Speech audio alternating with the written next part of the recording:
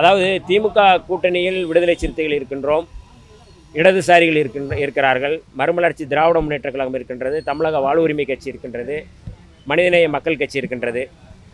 இந்த கட்சிகளெல்லாம் ஒன்றிணைந்து நாங்கள் 2021 தேர்தலை சந்தித்ததற்கு காரணம் பாரதிய ஜனதா, ஆர்எஸ்எஸ், சங் பரிவார அமைப்புகளை வீழ்த்த வேண்டும். பாரதிய ஜனதா கட்சி மதவாத கட்சி, பாரதிய ஜனதா கட்சி மக்கள் விரோத கட்சி.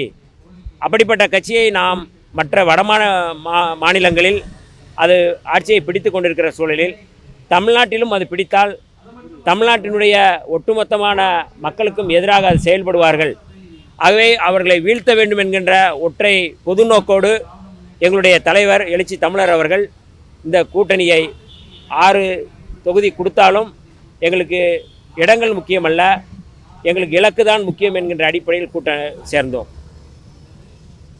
திமுகவுடைய வாக்குகள் விடுதலை சிறுத்தைகளுக்கு. இப்போ விடுதலை சிறுத்தைகள் வெற்றி பெற்றிருக்கிறோம் என்றால் வெறும் திராவிட முன்னேற்ற கழகத்தினுடைய வாக்குகள் மட்டுமல்லாது, இடதுசாரிகளுடைய வாக்கு, மறுமலர்ச்சி திராவிட முன்னேற்ற கழகத்தினுடைய வாக்கு, காங்கிரஸ் பேரியக்கத்தினுடைய வாக்கு, அதே போல் மனிதநேய மக்கள் கட்சியினுடைய வாக்கு, தமிழக வாழ்வுரிமை கட்சியினுடைய வாக்கு, இப்படி எல்லோருடைய வாக்குகளும் சேர்ந்து தான் பெற்றிருக்கிறோம், வெற்றி பெற முடியும். இது எல்லா கட்சிகளுக்கும் பொருந்தக்கூடியது. ஒரு கூட்டணியில் இருந்தால் எல்லா கட்சிகளுக்கும் இது பொருந்தும். ஒரு கட்சி இருந்து அந்த கட்சியின் மூலமாக தான் நாங்கள் வெற்றி பெற்றோம், நாங்கள் இல்லாமல் அவர்கள் வெற்றி பெற முடியாது என்று சொல்வது என்பது ஒரு கூட்டு புரிந்துணர்வு முயற்சியினுடைய பின்னடைவாக நாம் பார்க்க முடியும். ஆகவே ஒரு கூட்டாக சேர்ந்து ஒரு கூட்டணியில் ஒருவருக்கொருவர் புரிந்துணர்வு செய்து இந்த வாக்குகளை நாங்கள் பெற்றிருக்கிறோம். ஆகவே விடுதலை சிறுத்தைகளுடைய வெற்றியிலும் இடதுசாரிகளுடைய பங்கு இருக்குது, திமுகவுடைய வெற்றியில் விடுதலை சிறுத்தைகளுடைய பங்கு இருக்குது, இடதுசாரிகளுடைய பங்கு இருக்குது, மறுமலர்ச்சி திராவிட முன்னேற்ற கழகத்தினுடைய பங்கு இருக்குது, காங்கிரஸுடைய பங்கு இருக்குது. ஆகவே அந்தந்த கட்சிகளுடைய வாக்குகள் அடிப்படையில் அவருடைய பங்களிப்பை நாங்கள் மதிக்கின்றோம். ஆகவே இந்த வெற்றி என்பது எல்லோரும் சேர்ந்தெடுத்த வெற்றியாக தான் நாங்கள் பார்க்கிறோம். அவர் பேசும்போது சினிமாவில் இருந்து வந்தவர்கள் துணை முதல்வர் ஆகும்போது எங்களுடைய தலைவர் ஏன் துணை முதல்வர் ஆகக்கூடாதுன்னு ஒரு கேள்வி எனக்கு எழுந்துன்னு குறிப்பிடுறாரு. இல்லை, அதாவது எங்களுடைய இலக்கு அப்படிங்கிறது, நாங்கள் கட்சி ஆரம்பிச்சிருக்கிறோம் அப்படின்னா நாங்கள் எங்களுடைய கட்சியை அதிகாரத்துக்கு கொண்டு வரணும், எங்களுடைய தலைவர் அவர்கள் முதல்வர் வர வேண்டும் என்கின்ற அடிப்படையில் தான் நாங்கள் கட்சியை ஆரம்பிச்சிருக்கிறோம். அந்த அடிப்படையில் தான் இந்த கருத்து சொல்லப்பட்டிருக்கிறது. அவர் அந்த கருத்து என்பது அவரிடம் தான் நாம் கேட்கணும்.